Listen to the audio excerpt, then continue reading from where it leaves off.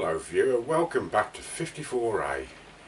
I have got a big piece of wood on the lathe and it's going to be a little outboard turning, which is one of the reasons why I bought this lathe, because you can swivel the head on it. And I've had the lathe a good few months now and I've never yet had to do this. So this is the first, and I don't even know if it's going to work. I've already come across one or two little problems, but I'm hoping I can overcome them. But we shall see. I'm going to grab the camera and I'll show you how I've got it set up. Oh my god, what have I let myself in for? That is I think it's a piece of Marante or Sapele. There's a very mild chance somebody said it could be mahogany, but I don't think it's quite heavy enough for that. It's a bit too light maybe, but I don't know. I don't think it's quite hard enough to be mahogany. Anyway, it's about 18 inches across, which is what, 45 centimetres, 450 mil, nearly 3 inches deep. And as you can see, I've swiveled the head round. Had to move the banjo to this end of the lathe bed and set up my extension to reach this. That's all fine, you might think, and that's what I thought. I've just had a tiny little skim on it just to make sure I'm not catching anywhere, and the lathe does spin it. The problem is this is a 12-inch tool rest and there's no way I'm going to get near the centre when I actually want to do some work on this side. So I'm going to have to sort of tape something to this. I've got a piece of steel tubing which may work. It could be a very temporary job and I wouldn't recommend that any of you try it. You need a proper stand, but I haven't got one. So first things first, I've just had a tiny little skim on it. There is a flat spot on it somewhere. There it is, look, it's getting just there where that mark is. So it needs rounding off a little bit more. And I'm going to have to set the camera up on the tripod, because I think I might get vibrated it's a bit too much. I'll put it on the camera mount. So, see you in a minute. Have a go at it with a scraper, maybe a carbide cutter. The only problem with these lathes is the slowest speed is 500. I would really like it to go slower than that, but you've only can work with what you got. So it does spin at 500 okay. So here we go.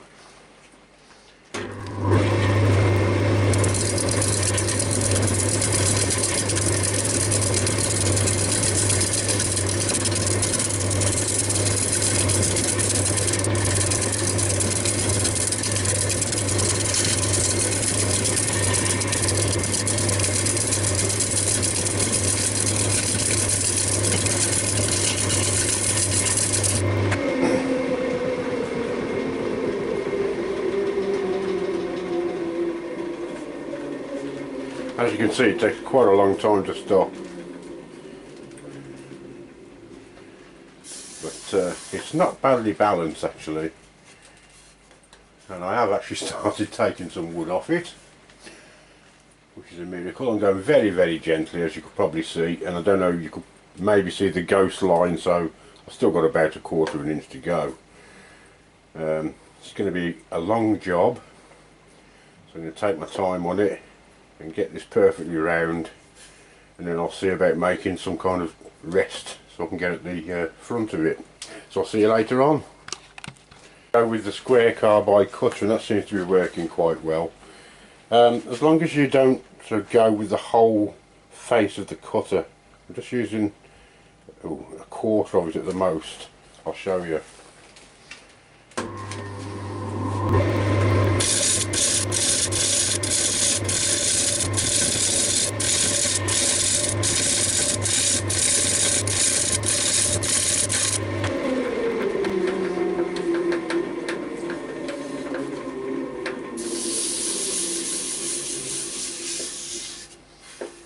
Yeah, that's doing a pretty good job actually. I'm going to carry on like that. Another few minutes I should have it relatively round. Right, this is my solution for my extended tool rest. Now, I'm telling you now, this is only something I am doing, and I do not recommend that you do this. I take no responsibility if you do this and it fails. I haven't even tried it yet.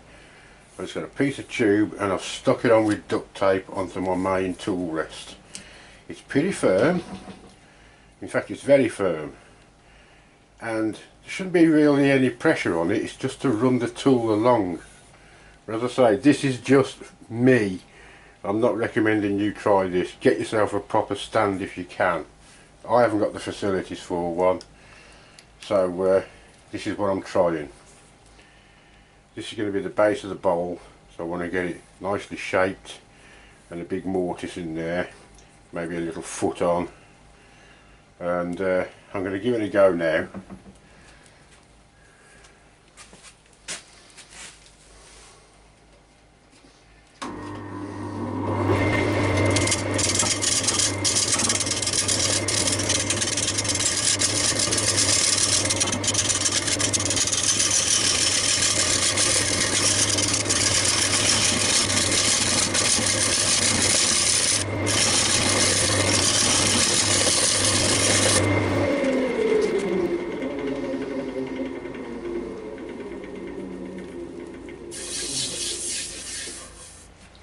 Well, that is working a treat, but I can't stress enough, this is just my idea and I'm not telling you or recommending that you do it. I know a lot of my videos have got a lot of humour in it, but this is not one of the funny bits. Do not do this unless you're completely confident, and don't come running to me if you hurt yourself. Right, I'm going to carry on now, that's the serious bit out of the way. As I say, I want to get a nice mortise in there, get some shape on here. For the moment I'm going to carry on with the round nose scraper.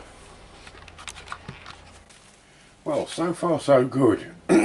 And as you can see, I've got my mortise in there now, and quite a wide foot because it's quite a wide bowl. I'm going to do some sanding and polishing on the foot and inside the mortise before I go any further, and then start shaping this up. And the tool rest is working okay. I have had to move it in way past the centre line because there was a little bit of vibration, not much at all, but just moving this closer to the work, closer to the centre, and it seems to be working okay. I shall now move it back again when I start doing this bit. So, sanding and polishing and on to the next stage. Well, as you can see, I've now managed to take the extension off the tool rest, and it's just about long enough now to get to the edge of the shoulder. Yeah, I think I can just about, without going off the end. And I'm even managing to sit down now, which helps because this is a heck of a long job and it kills your back. Well, it does mine anyway, so I'm having a bit of a relaxation period while I shape this, because there's a long way to go. And I'm just going at it very gently, still on 500 revs with scraper at the moment.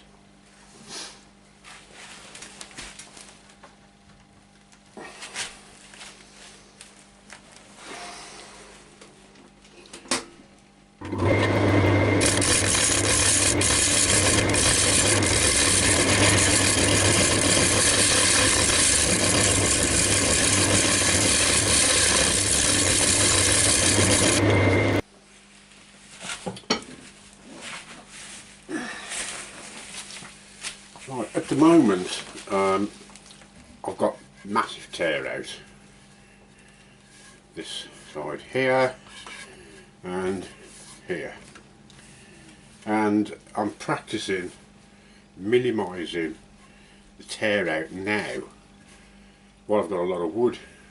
It's no good getting it to the thickness I want the bowl to be and realise I can't get rid of the tear out, or minimise it anyway. So I have actually turned the speed up a bit now to about 700, and I'm going along it with the side of the bowl gouge, Sorby bowl gouge, and that does seem to be taking a bit of it out. So it's good practice to actually practice what you want the finishing cuts to look like. So that's what I'm doing at the moment, and then I can take a lot more wood off once I've got the confidence that I know I can get rid of or minimise the tear out I'm getting on this wood.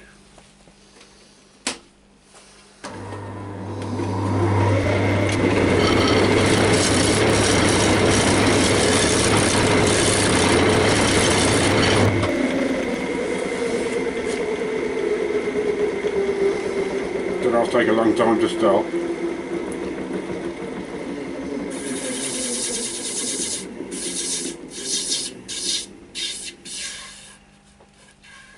Yeah, that seems to be working. Still there, but not as bad as it was, just by taking very fine scraping cuts. So that's what I'm going to continue to do, I think, and I know should be okay.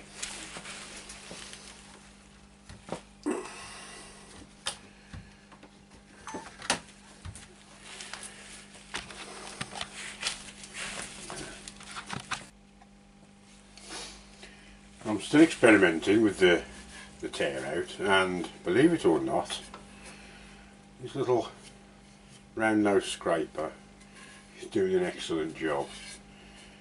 And I thought it was sharp. I've just touched it up on the CBN wheel, just the finest of grinds on it, and you don't realise how blunt your tools are going until you just touch them, and it's worked a treat. It's coming off really smooth now. There's still be some sanding to do, obviously, but so the best way to get rid of tear out, make sure you've got a sharp tool. You might think they're sharp, but you just touch them up now and again, get that keen edge on them, and it makes all the difference. I've finally got that as I want it, and I'll give it a good coating of Yorkshire grit. That's caught really well. Put the little light on so you can see, and I'm just going to give it a coat or two of Hampshire Sheen Original now. I don't want it to be shiny, I want that nice sheen on it. So that's what I'm going to do next. Going round now in my Evolution chuck, and I'm going to start hollowing out. Put my little extension bar back on the tool rest just to get to the centre, and away we go.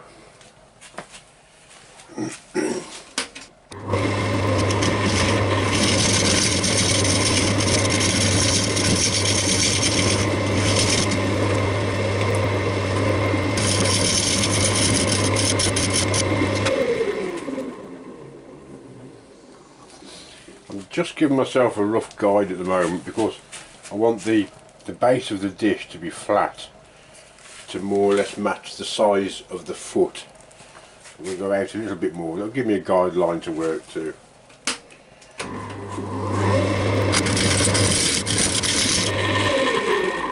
And that looks about right.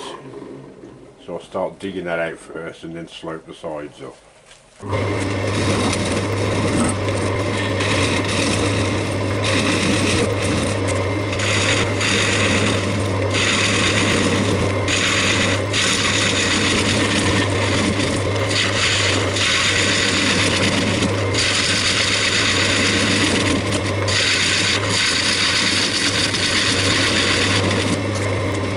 Another concoction now. This tape was getting a bit slack, so I put a what's it, grip on, clamp, whatever they're called.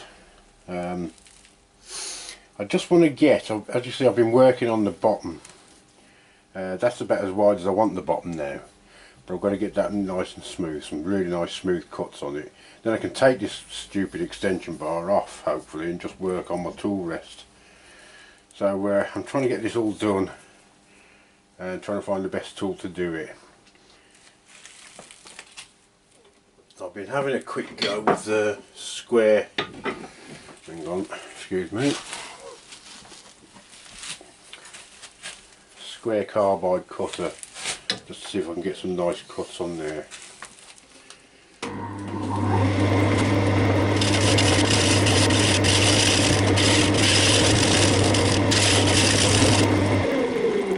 I think that's going to do the job okay. Right there yet to take this bar off. There's not enough elbows on this contraption. I can get slightly closer, so I'm still using it. It's quite rigid now with this clip on it, so I'm still using it to get about there, then I should be able to take it off. It's working okay at the moment.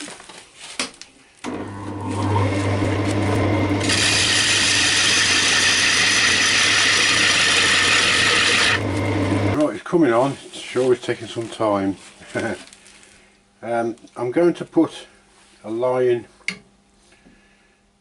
just so I know how thick I want the wall to be. I was going to take it quite thin, but I'm going to take it about ½ an inch in from the edge, I think, because I may put a decorative burn line in there. So I'm just going to pop in with the thin parting tool, give me a guideline.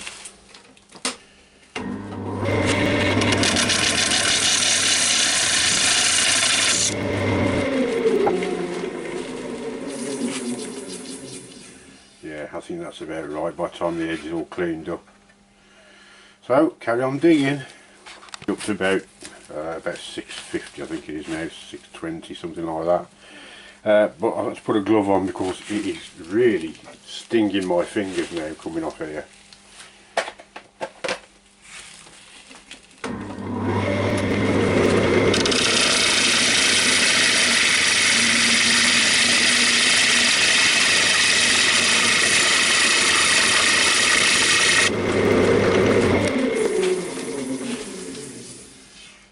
Of course it's getting a lot lighter now, so it's giving me a bit more confidence to turn the speed up a bit, and I'm getting a much better cut. Remember the tear out I had on the back, I've still got it there, but now started a bit faster, giving it a much cleaner cut. So long way to go yet, but it's just the same old same old. I'm just using the square carbide cutter now to define the flat base that I wanted. Unfortunately, with this bar on the tool rest, I can't get it level with the centre line, so I'm having to go in at an angle. However, there's less chance of getting the catch as long as I hold it firm. I'm just going to take it out to there, and that will give me that nice flat bottom that I wanted, I hope.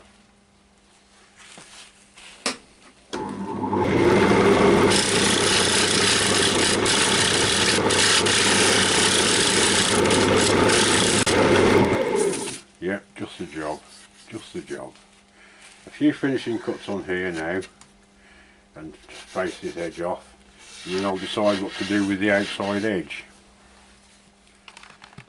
Well, at last I've managed to get my camera back up on the rig, and I'm just going to put some little grooves in the side now. I'm going to put 3 in and 1 on the top.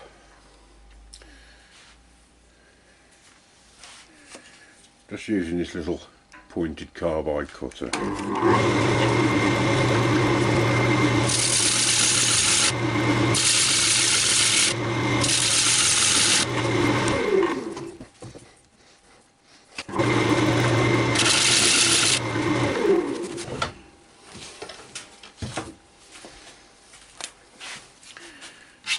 I'm just going to try and burn 2 of these rings now, if I can get it fast enough.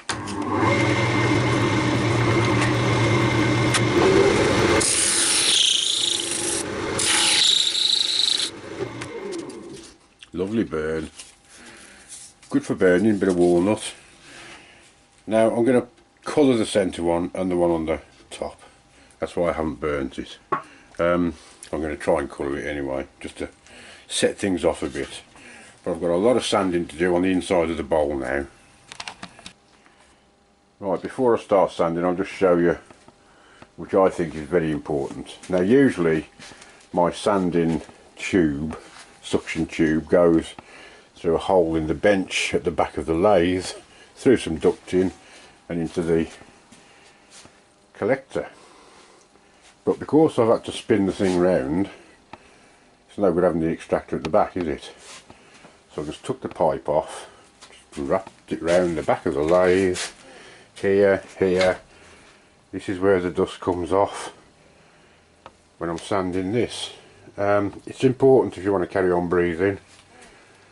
Don't take my word for it, just do it.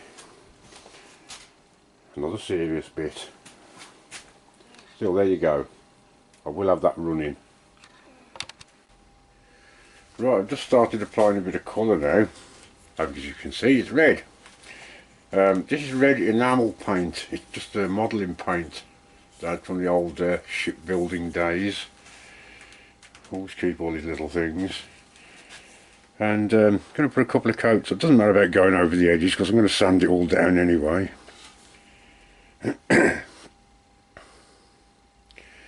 But enamel will give it a nice hard finish. So I'm just going to go around this. Being as it's excuse me, being as it's such a big bowl, it'll probably take me quite a while to get round here, but never mind, give me something to do. See you later. Well, I'm sitting back from the camera a bit because I've got to show you the finished bowl. Massive in it. It's the finish on it's really nice. Little stripes round it, little red stripe round the edge, and I've burnt a black ring just to accentuate the centre of the bowl, which is flat. And I'm pleased with how it's come out. I mean, I don't particularly like it, but as far as the experiment goes, yeah, I can now do big bowls. So that part of the experiment's a success. We're not going to be able to keep this one because you could fit our living room in here. It's that small. I know what Sheila's going to say when I show it to her. She'll say something like, it's very nice, but where am I going to put it? So I'll probably be selling this one. Still, that's it. I'll take it down and show Sheila in a minute. Right, here we go. I'm going to take it down to the boss.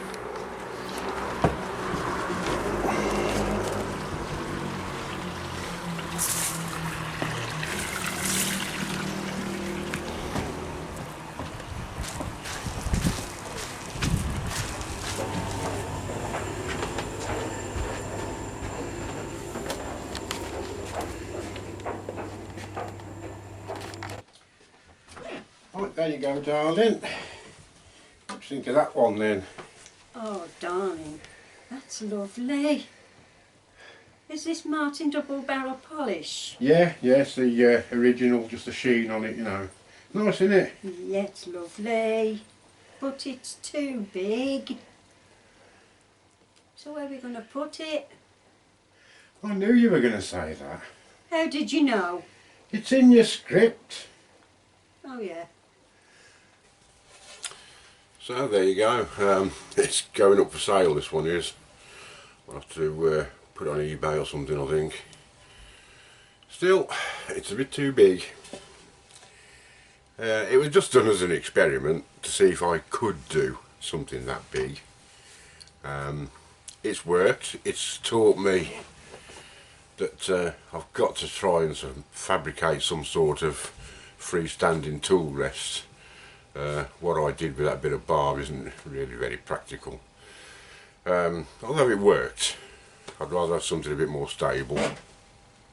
So that's got to be sorted out, because I like doing the big turnings, but you don't do them very often. And this is the first one I've ever done. But there's bound to be an occasion where I've got to do another one, so I'd like to be ready and well prepared.